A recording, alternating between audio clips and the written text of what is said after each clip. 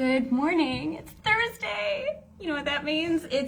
Today is episode 2 of Everyday Miracle Women in History. And I'm a little late. Sorry, everybody. I'm a little bit late. It is 10 past now. 10 past the hour. All right. So today, my biggest challenge is going to be somehow to condense the greatness of this huge story on this live.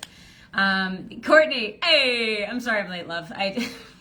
Technicals, but I'm gonna somehow try to condense this woman's amazing story, and I can't in a live. So what this needs to be is like a Netflix series. This honestly needs to be, I mean, for the people that I was like talking to about this over the last week about her and her story, they're like, I would totally, like, men, women, like, I would totally watch this. Amanda, hey, perfect. Her story is incredible. So bear with me. This is a good one. This is a twofold story. This is she's goals. She's an icon. All right. So hopefully, although I can't give you everything in this small live. I can't.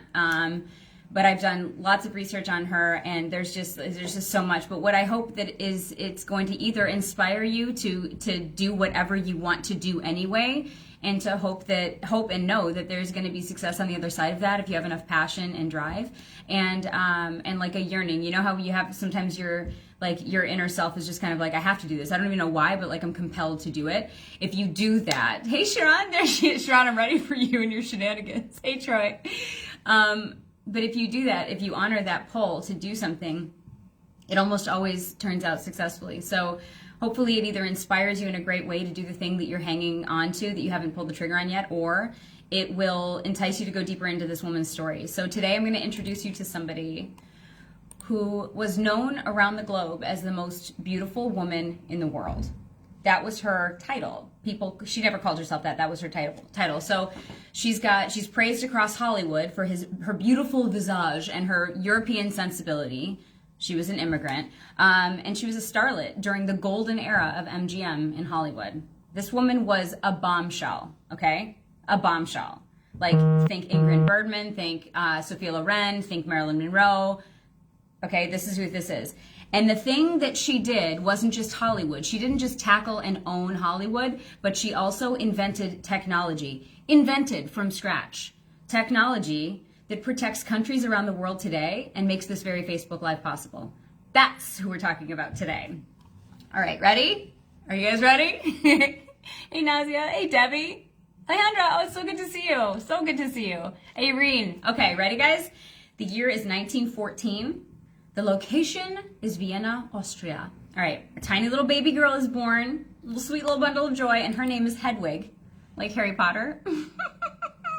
I didn't know this was a real name for a real person. It's so cute. 𝗦𝗦𝗪 Keisler. She was born into a Jewish family. Her father was a banker. Her mother was a pianist with a T. And they lived in this artsy community in Vienna. Vienna is known for that anyway, for their music and their theater and their art. And so she grew up around that. And at one point when she was young, her mother brought her to a theater production. And so from a very early age, like we're talking under 10 years old, she was like, that's what I want to do. I want to be an actress. And so eventually when she was a teenager, she moved to Berlin, because that was like the heart of the film industry in Germany back then, all right? Because we're thinking, like, this is like the 20s, like the late 20s, this is happening. So all of the film in Europe is being like handled in Berlin. Like, this is where the stars go. So she's like, I'm gonna move to Berlin because, hello. And then she stars in 4 films. 4 films, she nails it in Berlin. She's got 4 German films under her belt. And then, ready? And then she's like, you know what? I'm artsy, I'm creative, I'm bold. I'm gonna do a nude film. What? Wait, what? Like a Hollywood type of nude film? But like Hollywood wasn't doing this yet. So she's in Europe, and Europeans are like, whatever, let's be naked. And she was a teenager. I believe she was 18 at this point. So like, let's not get too crazy, but like, come on, Hedy. So Hedwig, her name was Hedwig, but she went by Hedy.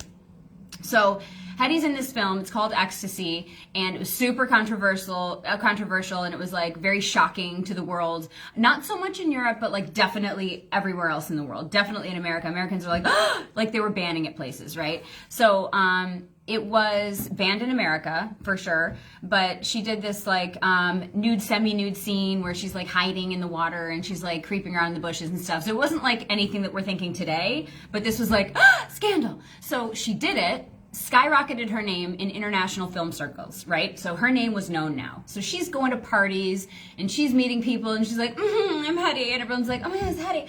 And then she sees this guy named Fritz Mandl. Now Fritz, he's an ammunitions guy, munitions tycoon in Austria. Okay, remember the time? We're talking late 30s now, like mid to late 30s. This guy is, this guy is supplying munitions, bombs, guns, bullets, weapons to the Nazis. This guy is big time. He's like the Ford of America for Germany right now, okay? It's a big deal. He's a big deal. He's got a ton of money. He's just like wiping with 50s. This guy has too much money and he's in the power circle of everything going on politically at the time. So he's giving Hitler all of these guns and stuff, and he's like, yo, bro, you want guns? I'm your guy. And Hitler's like, but you're Jewish. And he's like, And Hitler's like, you got good prices. So Hitler's like, I'm going to kill Jews everywhere, but like, I'm going to buy it. I'm going to buy all the things that I'm killing Jews with from a Jewish guy because why not? Because he, you know what, like I just won't talk about it. So Hitler like kept that super low key. He wouldn't show up in public with Fritz, but like he was going to, it's great. Hitler's the worst, obviously. So, of course, this doesn't surprise us, but like, ew. So this is Fritz, right? So they meet at a party and she's like, oh, you're famous. And like, everybody loves you. And he's like, everybody loves you. And then they're like, oh, let's do this. But he was like 15 years older than her or something at the time. So, I mean, he was doing his thing, right? Like he's big into business. He's a mogul. And she was gorgeous. She was like the perfect arm candy, but she was not, it wasn't like he was taking her for a ride. She was like, I love you. And he's like, I love you. So they got married. It's 1913. They get married. 1933, they get married. So she's falling in love with him. They go to these lavish parties. She's got a 25-bedroom home, okay? She's like, I'm good. But then after a while, she's like, okay, he's controlling. He's psychotic. Stay with me. This gets super good. It's about to get amazing. This is like a Hollywood film that's happening right now, which is why Netflix needs to pick this up. Okay, 25-bedroom mansion. Maids, servants, staff, groundskeepers, all of it, right? He's controlling. Fritz is controlling now. He's jealous. He doesn't want her to be seen with anybody. He doesn't even want her to go back to acting. He starts buying up copies of that nude movie that she did, which is only partially nude. Like, there's way more of the movie. Like, there's a scene in there, okay? He starts trying to buy it up from everybody. They just keep cranking out more copies of this film, right? He's going nuts. He tries to get a copy from Mussolini. Mussolini's like, screw you. I know we went to a dinner party a couple of times, but, like, this is my copy. Like, it was bad. It was embarrassing on Fritz's part anyway. So he was not okay with it. There are reports that he had beaten her, but he was super controlling. He'd have people spy on her phone calls. He was always watching where she was going. He wanted somebody with her all the time. Like, she was in a 25-bedroom mansion prison is what was happening. So she planned the Great Escape of 1936. You ready? You are. Okay. 1936. Hey, Maria. Okay. Wait, time out. Before we get to the Great Escape, Courtney, my boss just called me and made me miss a few minutes. Oh, you're going to have to catch the replay. This is getting hot. It's getting hot, Courtney. Okay. So, the Great Escape. They're throwing this dinner party. And she's like, I got to get out of here. Can't do it for another day. So she collects her trusted staff, right? Like a couple people who like have her back and they're like, Fritz is terrible. And she's like, I know, I gotta get out of here. And they're like, we'll help you. So she has this like body double. She's got a maid that kind of looks like her. So what she does is she doses her. Yeah, she does. She gives her some kind of a tea Mickey. Like she gives her this super potent sleeping stuff in tea. She swaps the tea with her. This girl's knocked out, right? The maid's knocked out. And she's like, I'm gonna take your clothes, swap. Now, she's wearing Hedy's clothes in bed so that she wouldn't get, like, it would look like she was sleeping if anyone checked on her. Now Hedy's wearing the maid's costume, and she's grabbing all the jewels that she can, because, like, she's a kept woman. She doesn't have a bank account to herself. She doesn't have cash on hand. She's literally in she's in a palace prison, okay? So she's grabbing jewels like crazy. Anything that Fritz gave her, she's putting them in the lining of her coat, okay?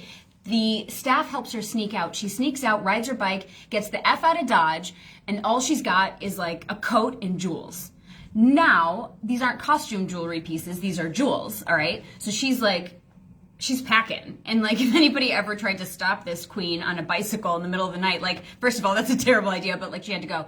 Like she would have nothing. So she makes her way eventually to England because her parents had friends in England, and she's like, I'm gonna go to England, safe haven. And this is pre-war era, so pre-war London is like very safe, right?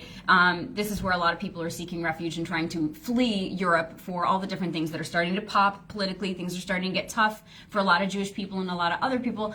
And so she goes to England, she sees a movie with her friends, and this lion shows up in the movie, like the MGM lion, right? And it's like, rah! And she's like, that. So I like that. Let's do that. Remember when I acted? Oh yeah, that. So she sees this casting call at this London hotel.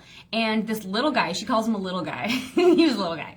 His name's Louis B. Mayer. You know, like Metro Goldwyn Mayer, like MGM, like the founder of MGM is at this hotel, okay? So she goes to this casting call over there. The reason he's in London is because he's like, hey, Europeans, you hate Europe because everybody's scared and you don't want to die, right? Come to Hollywood. So he's trying to grab up all these starlets that he could bring to Hollywood and like keep them under contract and just have a bunch of beautiful faces that he can push to Hollywood.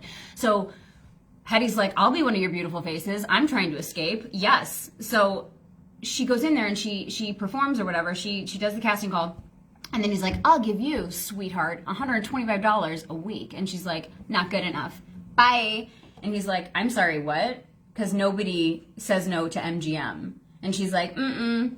And then she thinks about it, like, within 20 minutes probably. And she's like, I don't have any money or a job. And my husband will probably kill me. He has a lot of weapons. Maybe. So she finds out that Louis B. Mayer is going back to America. He's going back to New York, and she needs to get on that ship with him. It's called the Normandy. She gets on the ship with him, okay? And she's not sitting with him or anything. She's got some crap cabin that she stays in because she's got like almost no jewels left, right?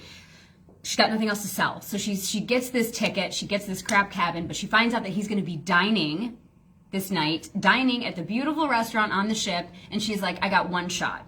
So she puts on the last, like, beautiful outfit that she's got, her last set of baubles. She puts them on, she gets ready, and you know what she does? She walks through that dining room, ladies. Walks through the dining room like, boom, boom, boom, boom, like Jessica Rabbit, okay? Everyone's, like, breaking their necks. Men, women, and no, children weren't allowed. Men and women are breaking their necks. Women are slapping their husbands. I don't know if that part's true, but, like, I'm pretty sure they're, like, elbowing. I'm like, don't look at her. But everybody's like, oh, my God, who is this? So does Louis B. Mayer. He's like, I remember that face. What's she doing here? Serendipity. No. Cute, but she planned it because she's smarter than you, Louis. Nice try, little man. Anyway, she walks by the table and he's like, fine, what do I got to do? She finds herself not $125 a week for a paycheck, 500 bones for a paycheck. Snitches. So she's getting paid better than any of his other like contracted actors, right? And she's like, I don't even speak English. She doesn't even speak English at this point, okay? She's got like a few words that she strung together just so that she could have this conversation with him. This chick is ruthless. So in a good way. So she's sitting there and he's like, Hedy 𝗦𝗨𝗥𝗖𝗘𝗦, oh, super Jewish. Can't have that in Hollywood. So his wife is like, oh, what about Barbara Lamarr? I like Lamarr. Lamarr means ocean and like whatever. So they're on the ocean. It was like, this is so great. Everything's working out. So Hedy Lamarr, that's her name. So she exits off the ship. And, you know, at this time, you get off a big boat, like a cruise liner, like the Normandy, right? You get off that, and there's going to be press everywhere with their cool hats and their cards in their hat, and they're like, ka-ching, with the big bulb. And they're taking pictures, and they're like, who's this queen? And it's like, Hedy Lamarr, introducing Hedy Lamarr. So she's like in her last cute outfit with her jewels. She looks like a queen already because she planned on it. And everyone's like, who's Hedy Lamarr? And she's like, I have a new name. I'm in a new country. I'm a new person. I escaped Fritz. He's crazy. Hitler's terrible. Like she was in a really good spot. So she goes to Hollywood, but Louis B. Mayer, little man MGM, who's going to cause trouble for her in the future, was like, yeah, I'll hire you under two conditions: lose some weight, sucker. Why do they always say that? Lose some weight, be more glamorous, more. I want more glamour. Like this is cute, but like more. They always want more. Anyway, do that. Don't be naked in films anymore. It's not going to fly for me in Hollywood.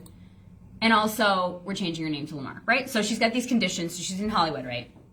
This woman has done, there's a lot of stuff in between this, but I got to skip. I got to chop because there's not enough time.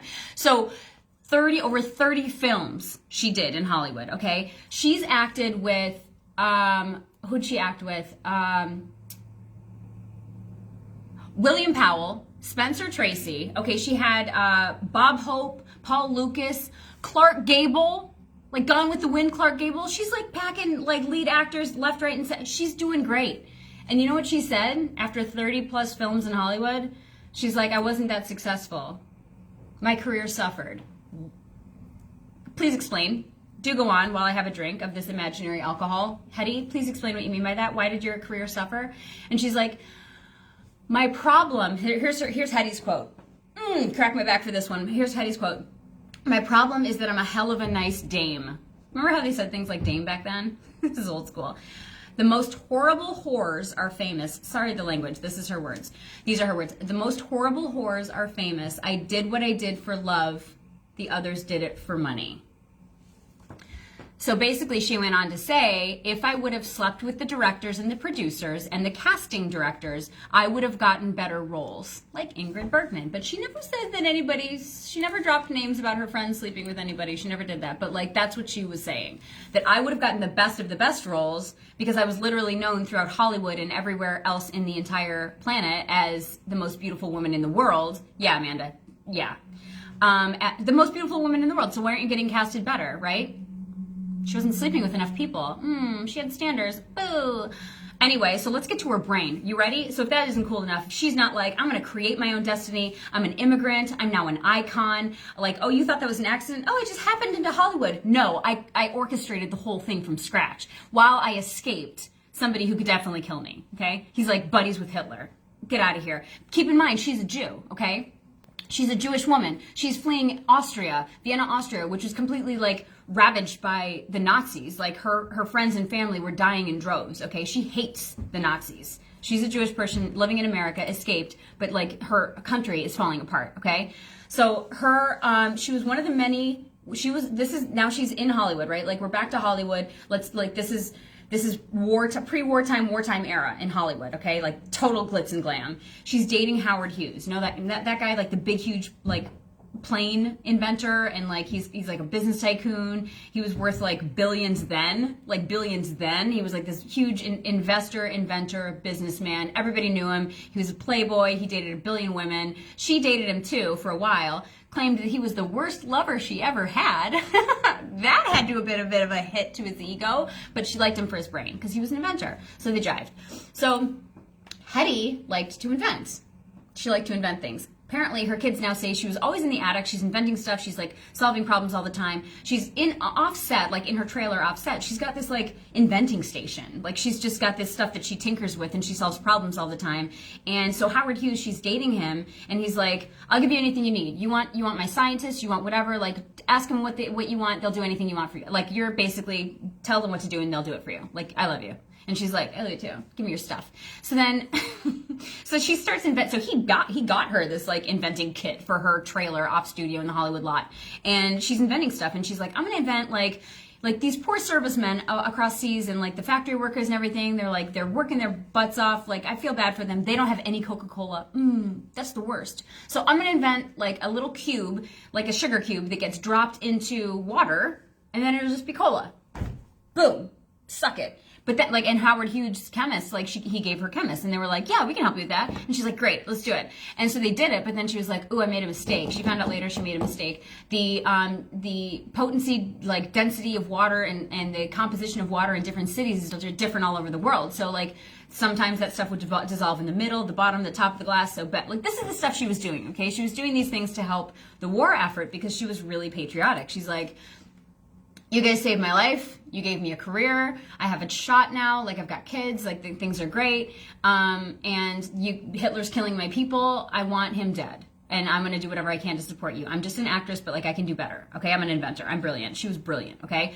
So, smack dab in the middle of World War II now, right? Like they're shooting down boats. These boats are coming in. They're trying to bring supplies to England, to the shores everywhere where the American servicemen need food. They need supplies. They need medical. They need like all this stuff. And the U-boats, the German U-boats are killing everything. They're like sabotaging any kind of effort that we have to bring supplies back to the troops that need them. Germans were really good at this. And their torpedoes were getting intercepted. Like Americans, the English, like all the allies are trying to get these torpedoes to stop sinking these ships. And their torpedoes were being intercepted. The Americans, like all the allies' torpedoes, they're trying to shoot these U-boats down, but they're intercepting our torpedoes. Like our torpedoes are not effective. This sucks. Like we need to do better. Our guys are dying. Like nothing's working. She hates The Nazis, like, let's keep going back to that.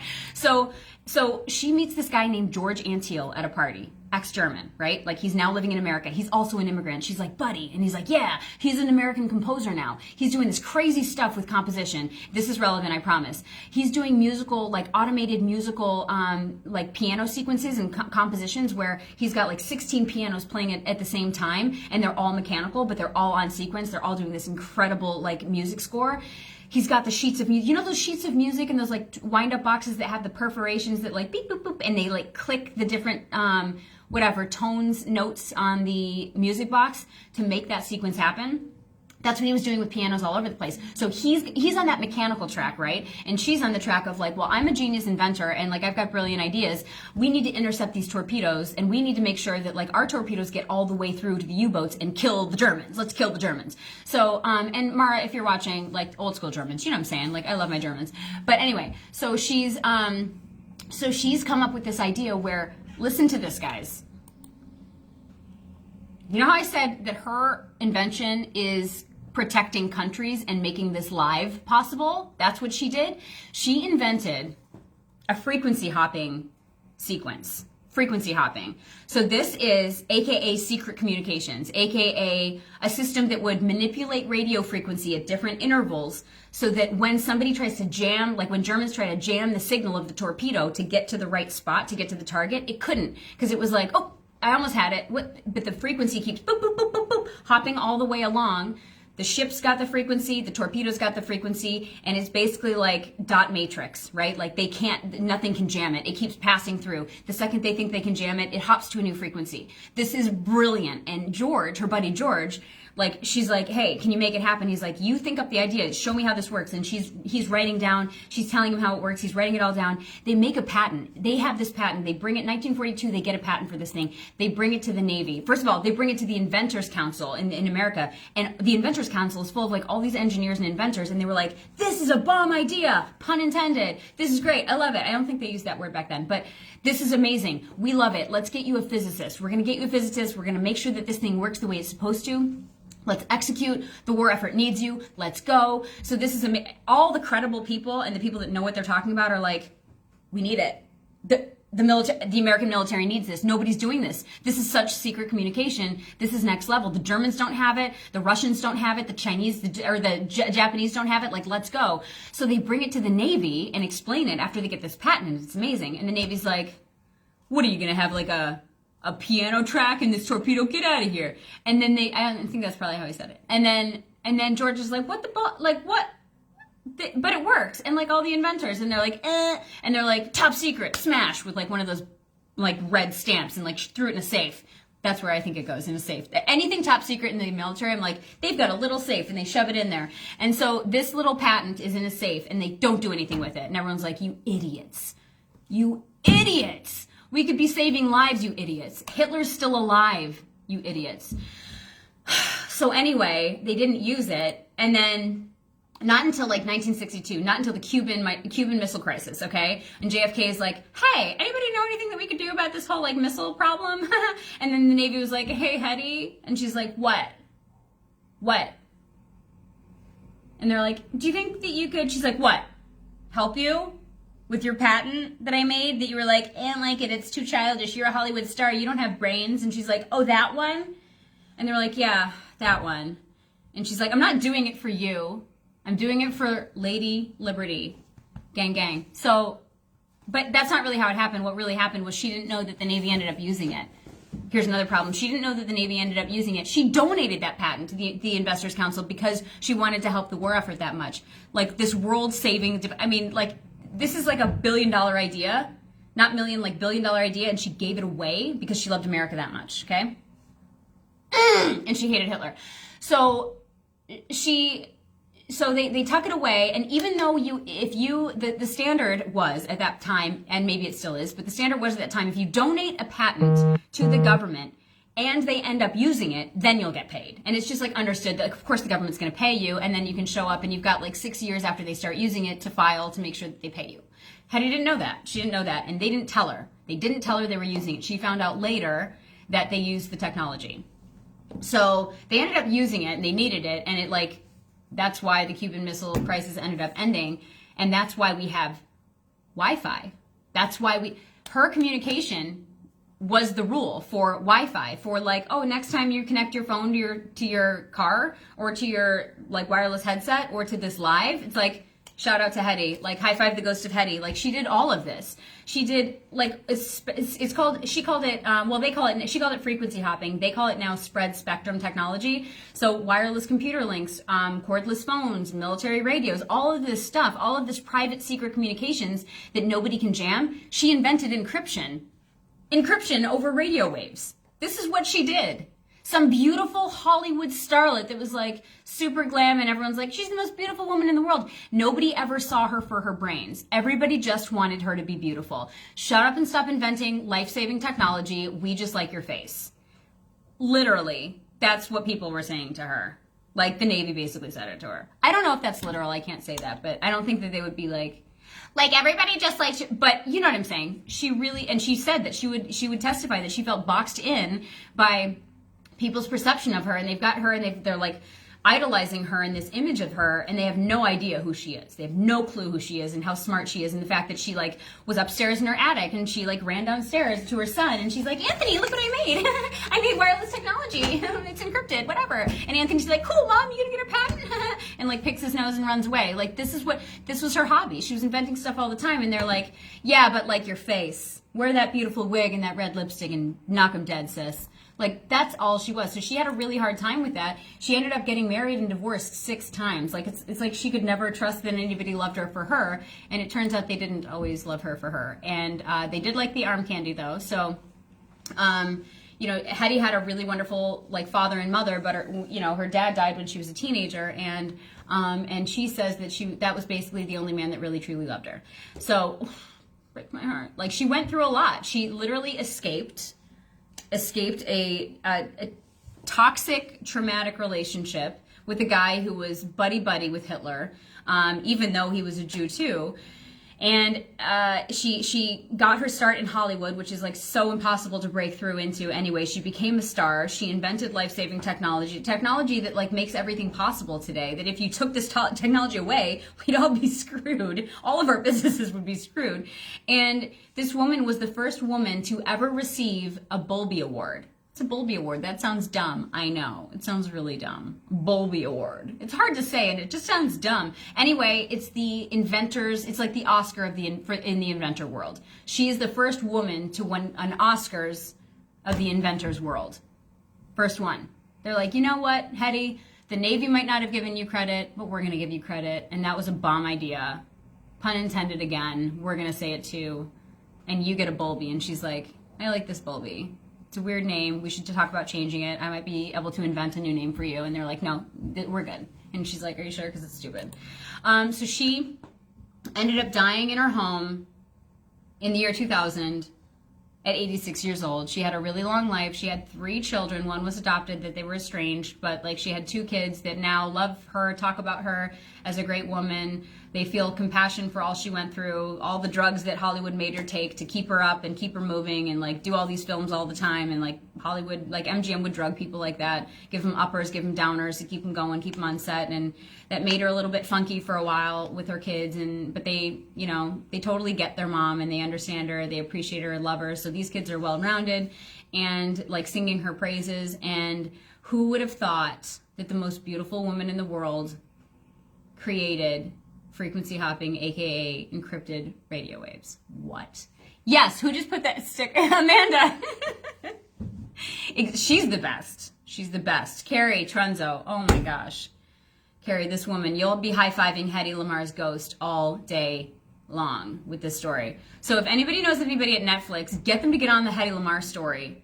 She's the queen of the world, as far as I'm concerned.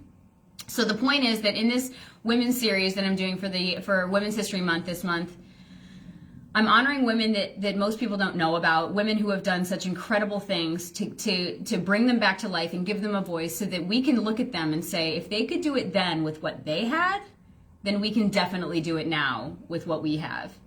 So my point is, ladies, don't forget who you are. Don't forget where you came from. And stop saying things like, I can't, I won't, I've never, I can't, I can never. Stop saying that. Stop saying that. You can. If Hedy can do it, if Josephine can do it, you can do it. It's not who you are, it's who do you know, how can you get connected, where do you need to be. We're problem solvers, they're problem solvers, and turns out you can kind of like change the course of life, future, culture, technology, everything if you choose to say yes.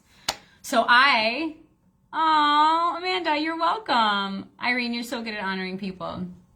Hi, Ivy, Hedy Lamarr, HEDY, So I'll put her name up properly in the replay post. And then, yeah, Esther, she's amazing. And, hang on, I'll get to some of these. Bulby Award. Isn't that awful, Ivy? The Bulby Award. Like, hey, Vivian.